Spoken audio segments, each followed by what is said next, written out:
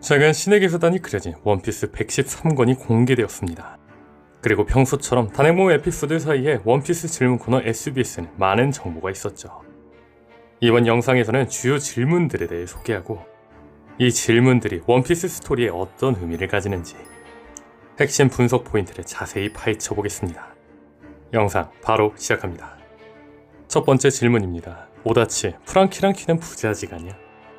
이에 오다스는 속으로 답하죠. 아니, 눈치챘나 보군. 원피스 대백과사전 비브르카드에서 봤을 거야.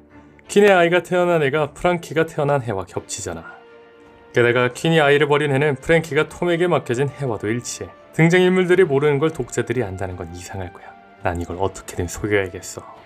사실 이 부자관계의 가장 직접적이고 빼도 박도 못하는 근거는 이미 공식 설정집인 비브르카드를 통해 드러났습니다.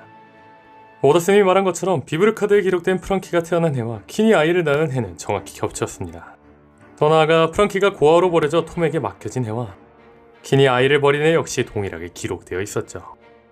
오다쌤이 113권 SBS에서 이 비브르카드 내용을 언급하며 당황하는 듯한 속마음을 내비친 것은 이 떡밥이 사실임을 독자들에게 공식적으로 확인시켜준 셈이죠.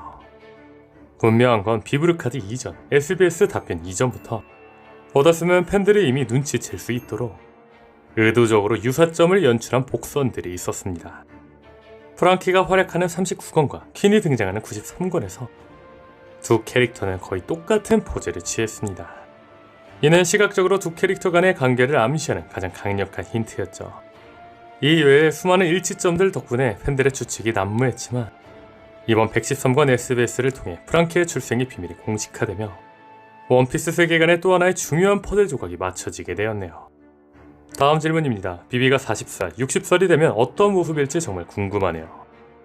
이에 오다쌤은 비비의 미래를 그려주었는데 60대의 삐뚤어진 모습은 정말 무섭네요. 그런데 삐뚤어진 60대 비비는 혹시 천룡일까요? 다음 질문입니다. 오다치, 이번이 제 첫 질문이에요. 표지 연재 시리즈 있잖아요. 아빠가 그러는데 한 캐릭터가 그 표지 시리즈에 한번 나오면 본편에는 다시는 안 나온다고 하시던데 그게 진짜인가요? 이에 오다쌤은 답하죠. 전혀 사실이 아니야. 지금까지 내가 만든 표지 연재 시리즈에는 다음 인물들이 있어. 버기, 코비, 장고, 하치, 와프로, 에이스, 게다츠, 미스 골든 위크 일당, NL, CP9, 카리브, 징베, 밀짚모자 일당 대함대, 배지, 제르마, 야마토. 나는 이런 표지 스토리를 여러 번 해왔어. 이 캐릭터들 대부분은 이후 본편에 다시 등장했지. 기본적으로 표지 연재는 그 캐릭터들이 지금 뭐하고 있는지를 독자들에게 보여주는 거야. 오다쌤은 분명하게 표지 연재에 등장한 인물들이 본편에 등장할 거라고 이야기했습니다. 즉, 표지 연재의 주인공 NL도 본편에 등장할 거라는 거죠. 분명한 건 오다쌤은 스토리가 진행될수록 과거 등장했던 주요 악당들을 잊지 않고 임펠다운, 크로스길드, 에그에드와 같은 주요 무대에서 다시 등장시켜 스토리에 통합시키고 있습니다. 심지어 돈클리크, 킹, 모리아, 도플라밍고 등 비중이 적거나 갇혀있던 악당들마저 재등장 떡밥이 회수되고 있는 상황입니다. 이 맥락에서 다시 보고 싶은 악역 1위로 꼽히는 NL의 재등장 가능성은 더욱 높아지겠죠. 또한 현재 간폴이 언급했던 청해에서 하늘섬으로 가는 또 다른 길인 하이웨스트가 떡밥으로 남아있는데 엘바프는 거대한 나무인 아담나무를 주축으로 하고 있으며 이 아담나무가 하늘섬과 연결되는 하이웨스트일 확률이 높습니다. 즉, 엘바프는 하늘섬과 가장 연관성이 깊은 청해의 섬이겠죠. 또한 엘바프는 북유럽 신화를 모티브로 하며 심지어 왕자 로키도 등장했습니다. 그런데 NL은 북유럽 신화의 주인공 천둥의 신이며 그의 기술 중 하나인 엘토르는 오다쌤이 직접 북유럽 신화의 천둥의 신 토르에서 따왔다고 밝혔죠. 더 나아가 NL이 추구하는 신의 정체성과 관련된 달의 문명 루나리아족의 진실은 현재 엘바프 벽화와 같은 세계의 근본적인 비밀이 모이는 곳에서 밝혀져야 합니다. 즉, NL은 자신의 신 정체성을 완성하기 위해 필연적으로 이 진실이 있는 곳으로 향하겠죠. 결정적으로 1부가 60권으로 마무리되었듯 2부 역시 120권 전후의 결말을 맞이할 확률이 높은데, 그런데 2부에 남은 주요 에피소드가 엘바프와 마리주아 뿐이라면 NL이 엘바프 편에서 등장하여 모든 복선을 회수하는 것이 가장 적절한 타이밍이 되겠죠. 다음 질문입니다. 궁금해하시는 분들을 위해 말씀드리자면 631화 표지에 등장하는 뒷모습의 인물에 대한 미스터리를 이제 끝낼 때가 된 거 아닌가요? 간단히 말씀드리자면 황금사자 시킬까요? 아니면 해적왕의 왼손 스코퍼 가반일까요? 이에 오다스는 답합니다. 기억력이 좋으시네요. 바로 가반입니다. 그는 여행하는 습관을 버리지 못하고 꽤 많이 돌아다녔습니다. 어쨌든 그는 항해사니까요. 위 뒷모습의 정체는 시키, 가반 등 여러 후보로 추측되어 왔던 팬들의 미스터리였습니다. 다만 이번 SBS를 통해 10년이 넘은 미스터리가 공식적으로 해결된 거죠. 사실 이전에 본편 스토리에서 스코퍼 가반이 삿갓을 착용한 모습이 등장하며 해당 표지 인물이 가반일 가능성에 대한 복선이 해소되는 분위기였는데 오다쌤이 확실하게 밝혀주었네요. 다만 제가 여기서 주목하고 싶은 건 가반은 25년 전 엘버프에 정착했다고 했음에도 불구하고 오다쌤에 의하면 가반이 여행하는 습관을 버리지 못하고 꽤 많이 돌아다녔다는 겁니다. 그렇다면 주목할 건 마지막 로드 포네그리프의 소유자 불의 상처의 남자입니다.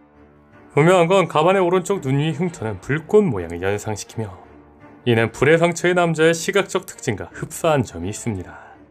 게다가 가반은 로저 적단의 일원으로 라프텔에 도달했으며 원피스와 고대 병기에 대한 모든 진실을 알고 있습니다.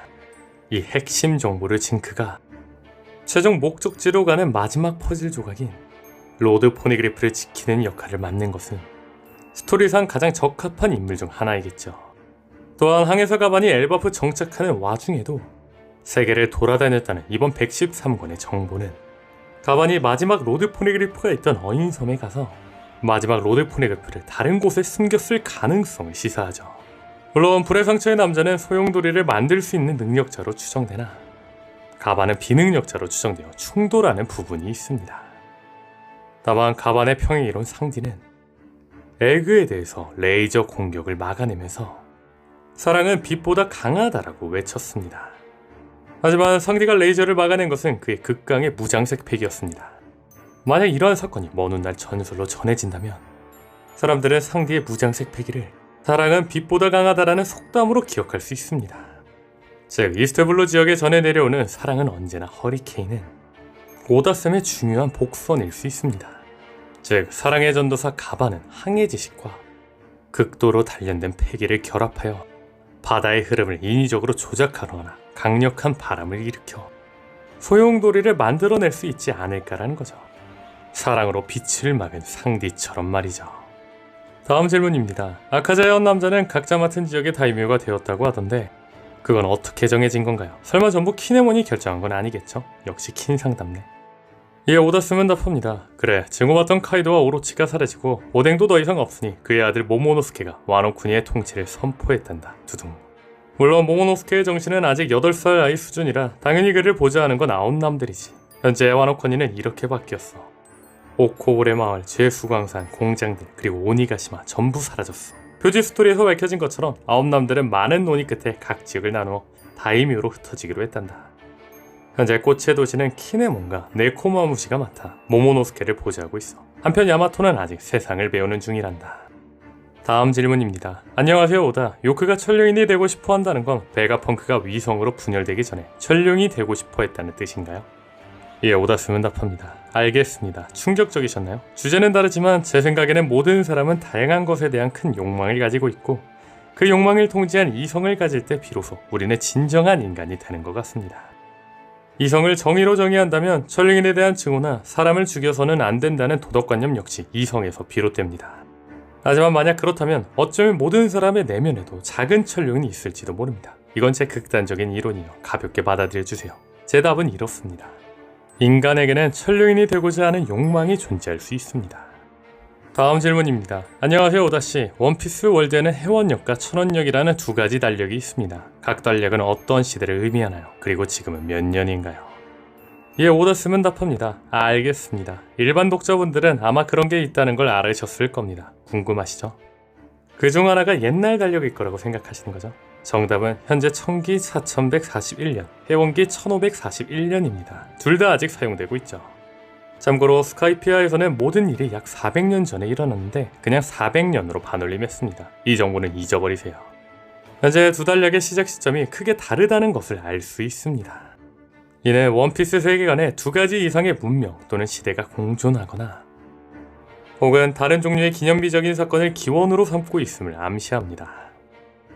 천원이라는 이름은 하늘의 근원을 뜻하며 이는 하늘에 사는 존재나 천룡인 혹은 세계 정부의 탄생과 관련이 있을 수 있다는 추측으로 이어집니다. 또는 달의 문명이 지구에 내려온 시점과 관련이 있을 가능성도 있죠. 반면 해원역은 1541년으로 천원역에 비해 역사가 짧습니다. 해원이라는 이름은 바다의 근원 또는 해상 활동을 뜻합니다. 이는 해적이라는 존재가 본격적으로 활동하기 시작한 시점을 기원으로 삼고 있을 가능성도 있겠죠. 일단 이 부분은 추후 더 자세히 이야기해 보겠습니다. 오늘 영상은 여기까지입니다. 시청해주셔서 감사합니다.